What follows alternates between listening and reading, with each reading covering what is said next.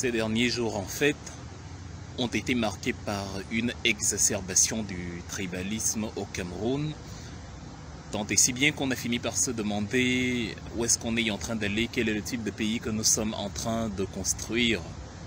Il y a des choses qu'on croyait dépasser, il y a des choses sur lesquelles on croyait y avoir tourné la page et qui malheureusement continuent à avoir lieu. Mais la question qu'il faut se poser, c'est que pourquoi le débat public est tribalisé au Cameroun?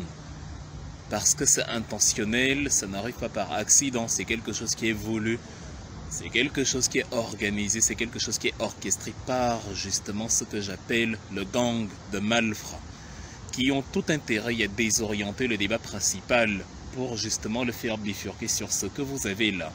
Et pourquoi ils le font?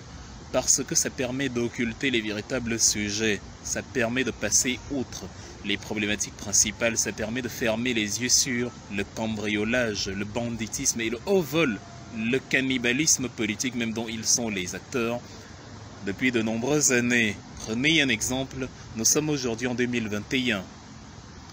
Le petit axe lourd Yaoundé-Nsimalen a vu sa première pierre posée en 2014. Il devait être livré en 36 mois, c'est-à-dire en 3 ans. Il n'a pas été livré jusqu'à ce jour. Le tronçon ne fait que 11,3 km. Imaginez. Et non seulement il n'a pas été livré après que les autorités nous aient assuré, évidemment, comme ils le font actuellement sur la problématique de la canne, que cela serait livré dans les délais. Il n'a pas été livré il y a près 3 ans. Et il a coûté la bagatelle somme à ce jour de 100 milliards. 100 milliards de francs CFA. Alors vous imaginez des gens qui ont volé 100 milliards de francs CFA et qui doivent rendre des comptes dessus. Il est clair que si vous manifestez, notamment ici dans la diaspora, et que vous dites je réclame les 100 milliards, on ne va pas chercher à répondre à la question où sont les 100 milliards, on va chercher à expliquer que comme vous êtes Bamileke, vous voulez savoir où sont les 100 milliards. Gardons à l'esprit que finalement, si ce sont les Bamileke les seuls à réclamer la lumière sur la fortune publique au Cameroun, ben du coup c'est que c'est la ennemie la plus louable et j'aimerais faire un concours pour être Bamileke et devenir justement un Camerounais humaniste qui a le sens des valeurs, le sens de la transparence et le sens du bien commun, du bien public et de la préservation de la chose commune.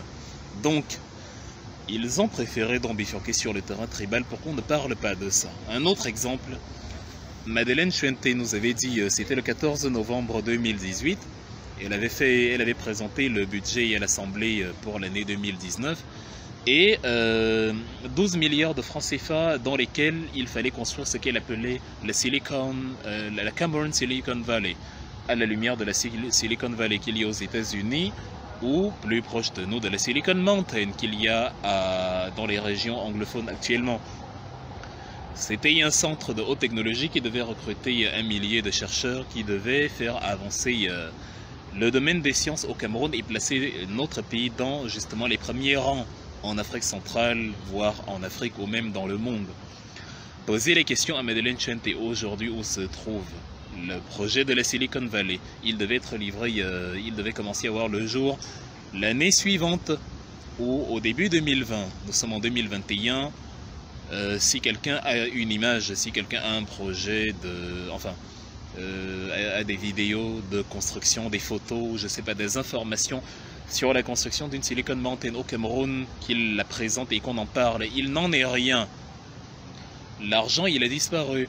Le même argent qui était augmenté de 12 milliards sur les fêtes et les festivités et les frais de mission et toutes les inutilités dont sont friands la bande de billes qui se réunit à l'étranger, au Plaza Athénée, à l'Intercontinental et tout pour jouer la vie, comme on dit, en villégiature.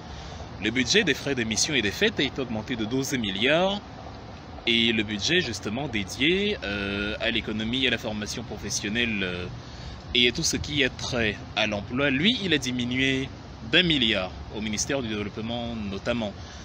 Donc, on a eu le Covid. Donc on a eu peu d'activités, donc peu de missions, il n'y en a même pas voyagé. Mais pourtant, le budget des fiestas, des festivités, a augmenté. On a payé le 20 mai, mais on a perdu 12 milliards pour faire les fêtes. Alors, où est l'argent justement alloué à ça? On ne sait pas. Et lorsque vous voulez interroger cela, évidemment, on va empêcher le débat d'être focalisé. On va pervertir le débat. C'est ce que j'appelle la perversion politique. Et c'est ce que vous avez au Cameroun, c'est ce que vous avez dans les réseaux sociaux, c'est ce que vous avez dans l'espace public global, qui fait que les discussions tablent sur les gens qui ont manifesté, qui ont réclamé, sont majoritairement d'une ethnie. Le MRC est d'une ethnie particulière. Et curieusement, ceux qui en parlent, c'est-à-dire c'est un Feugue, Abesolo, Mvondo, Owona, Atangana, Esomba, Obama, Vogo, Elondo, Etondi, Abe, qui se réunissent pour dire qu'un parti est tribaliste, qu'une organisation est tribaliste, qu'un mouvement est tribaliste, aucune manifestation est constituée de tribalistes. C'est comme si le serpent, le varan, le caïman, l'alligator se réunissaient pour dire que le tigre, le léopard, le guépard, le lion sont des fauves. Bah oui, le lion, le guépard, le léopard leur répondra « Ah tiens, vous êtes des reptiles ». Donc, les tribalistes se réunissent pour pourrir la discussion sur le fond des problèmes du Cameroun et décident que le camp d'en face est tribaliste. Ils ont besoin du tribalisme le leur pour masquer un tribalisme qu'ils attribuent à d'autres. C'est un mécanisme de la perversion politique. Souvenez-vous d'Ebolova, il y a quelques jours, il y a eu une manifestation à Ebolova, justement, des gens sont descendus dans la rue pour protester contre l'opération chassement de Biya à Genève. Ils n'avaient pas déclaré la manifestation et c'était comme par hasard dans la région dont est originaire Paul Biya et où il fait les 100% à chaque élection, s'il faut en croire ses propres résultats. À ce moment-là, on n'a pas parlé de tribalisme, mais comme par hasard, c'est au sud, c'est l'Infeugue, c'est l'Invogo, c'est l'Abesolo qui sont à la tête de ce type d'organisation, pour Mvondo, justement. Les mêmes Feugue, Abesolo, Mvondo, Vogo, tout ce que vous voulez, en 2019, à Ebolova, pour ceux qui ont demandé au MRC d'aller aux élections, ont décidé que des Camerounais n'avaient pas accès à une ville de leur pays. Ils ont bloqué l'accès à la ville, l'accès à Ebolova, et les Camerounais n'ont pas pu aller battre campagne à Ebolova. Pourtant, on leur dit, venez faire ça au Cameroun. Pourtant, on leur dit, ça se passe dans les urnes. Mais qu'est-ce que Ndongo, comme par hasard, soutenu par Owona et autres, Atangana et Obama et que sais-je encore, n'ont pas sorti de leur chapeau pour justifier cela. Ils nous ont dit, Famandongo, ministre de l'Enseignement supérieur, c'est le socle granitique de Paul Biya, donc c'est normal. Le socle granitique, le granit c'est la roche, elle est ancrée dans le sol. Donc c'est un rocher, c'est un roc. Biya est ancré dans son village, dans la région de son village. Ndongo nous disait que Vondo est très aimé par ses frères du village et que ses frères du village ne veulent pas parler projet politique et ils ne veulent pas savoir si tu as un projet meilleur que le leur. Pour battre campagne lors des législatives et des municipales, tu n'es pas leur frère du village, point barre. Souvenez-vous, en 1999, André Woking, à la suite du décès de Monseigneur Jean Zoua, à Yaoundé, en juillet 1999, il a été porté au rang d'archevêque métropolitain de Yaoundé. Et qu'est-ce qu'ils n'ont pas fait, justement? Les gens du peuple élu dont je suis issu, c'est-à-dire les gens qui ont le pouvoir. Nous avons le pouvoir, nous avons le titre foncier du Cameroun, ça nous appartient donc, on est des supra-camerounais.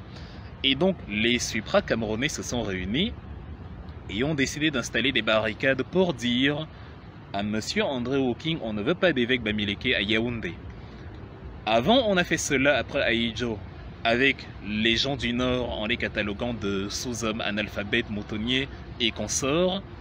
Ensuite, on a orienté vers les anglophones, en disant que de toute façon, ils sont toc-toc, ils sont pas camerounais, ils sont ambazoniens, ils sont ceci. Et maintenant, il y a un parti qui ne se revendique d'aucune tribu, d'ailleurs, aucun Ewondo, aucun Douala, aucun Bassané entré au MRC par exemple, ou même chez les activistes en diaspora, et on l'a chassé parce qu'il n'était pas d'une ethnie particulière. Peut-être qu'il y a des tribalistes dedans, comme il y en a partout, mais évidemment, c'est aux responsables de ces organisations de les chasser. Tout comme je ne tolère aucun tribaliste au MRC, s'il y en a, donnez-moi les noms, donnez-moi les preuves, dites-nous ce qu'ils ont dit de tribal. Et comme vous l'avez vu ces derniers temps, Maurice Kamto, en tout cas toutes les têtes d'affiche du MRC, proclameront qu'ils ne sont pas à assimiler à leurs paroles, à leurs actes. Parce que nous ne sommes pas tribalistes, nous ne sommes pas un parti tribal. Mais vous voyez bien comment les tribalistes s'organisent pour dire des autres qu'ils sont tribalistes. Le peuple élu donc a dit à André Walking, on ne veut pas d'archevêque Bamileke à Yaoundé. Regardez la saleté sociale qu'on est en train de nous injecter dans le macrocosme Cameroun. Regardez la saleté sociologique qu'ils ont donc créée en parlant de proximité sociologique. Voilà la raison pour laquelle il ne faut pas débattre des vrais sujets. Comment des gens qui vous ont pris 3000 milliards vont justifier que les stades ne sont pas finis et que à quelques mois de la CAN 2021, on ait encore à débattre. Ah non, la CAN aura finalement lieu, la CAN aura... Mais ce n'est pas une prouesse de dire que la CAN aura lieu, c'est une évidence, ça devrait être clair pour tout le monde. Si on discute encore que la CAN aura lieu, c'est que ceux-là même qui étaient confiants que ça aura lieu n'en sont pas sûrs parce qu'eux-mêmes n'ont pas terminé les infrastructures et eux-mêmes sont conscients qu'ils ont dilapidé les fonds. Mais ne parlez pas de ça, encore moins des 180 milliards et d'un 1 milliard 250 millions qui devaient construire les centres sanitaires dédiés au Covid, parce que tout a disparu, il n'y a pas l'ombre des réalisations qui étaient prévues pour cela. Voilà pourquoi le débat est tribalisé au Cameroun. Si vous êtes donc naïf, vous allez rester dans cet engrenage-là aussi, et commencez à réfléchir pourquoi, enfin, de quel ennemi est la personne qui est venue vous défendre. On n'est pas d'infrastructure, on n'est pas de route, on n'est pas d'électricité. L'Africain est méprisé à l'étranger, pas parce qu'il dort sous les ponts à l'étranger, encore que même les étrangers et les Européens sont sans abri dans certains quartiers chez eux, mais parce que même le sans-abri en Europe sait que l'Afrique est délabrée. Il sait que là-bas, il n'y a aucun pays d'Afrique francophone qui a 100% d'électricité et zéro délestage. Il sait que dans toutes les villes d'Afrique francophone, il y a des routes cassées, des creux pas possibles, des secteurs dans la capitale même où tu te demandes si on est au village, si on est en ville ou si on est même sur terre parmi les humains. Il le sait et il méprise justement l'Africain pour cela. Et ceux qui ont la charge de construire le pays, parce qu'eux-mêmes voyagent et pour que l'Afrique soit un univers prospère, le Cameroun en l'occurrence, ne le font pas. Et pour masquer le fait qu'ils ne le font pas, ils tribalisent le débat. C'est tout simplement cela. Ne tombez donc pas dans ce piège, parce que si vous voulez émerger, si vous voulez sortir du carcan du misérabilisme, élevez le niveau de la discussion et ne cédez pas à ceux qui veulent vous entraîner sur leur terrain. Vous avez deux mains, vous avez deux pieds, vous pouvez marcher et vous pouvez marcher la tête haute. Ne suivez pas les serpents tribalistes qui ne peuvent que ramper et n'ont pas de tête par ailleurs.